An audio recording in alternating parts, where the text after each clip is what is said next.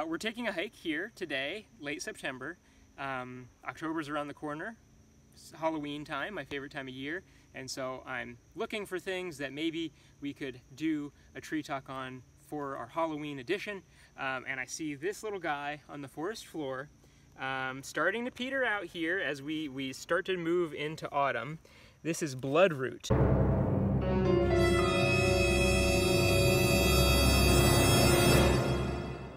I can't really think of anything spookier, as a name anyway, to do a tree talk about.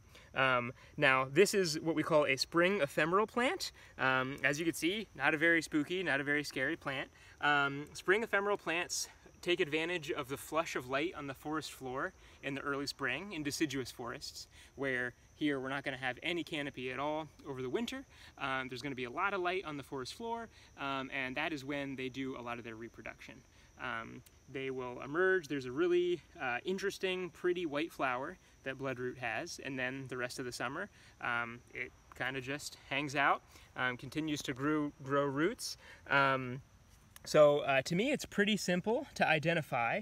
It has this really funky lobed look. In identification books they'll say it looks like a pool bridge that you put your cue on.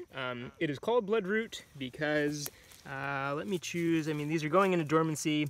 I'm only going to do this for the educational benefit here. It's really not a good idea to dig stuff up, especially ephemerals, and we're going to get into it, but they are really, you know, somewhat imperiled, generally speaking, lately. So here's the root of our Bloodroot, and you can see why it's called Bloodroot.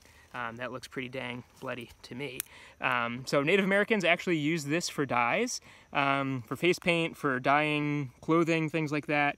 And you know, before synthetic dyes were made, plant material was an incredibly important source of color for people. And so this is a really important plant for creating that kind of orangish, reddish dye. Additionally, I have read before that they used it, Native Americans used it as insect repellents. I'm not really sure how that worked. I'm going to go ahead and bury that. I'm not sure if it will, you know, retake, but it's worth a try. And nowadays, some people do use it medicinally. I'm not really certain what properties they're using it for. I do know that it does induce vomiting if I were to eat that. That root there, so that could be a medicinal benefit if you are trying to, you know, expel the contents of your stomach. I mentioned that it is somewhat imperiled. I'm kind of speaking generally about spring ephemerals. You're really not going to find them. Well, you need to be in a deciduous forest to find them. Also, most of them like kind of mesic soil, so not too dry, not too wet, mesic, right in the middle.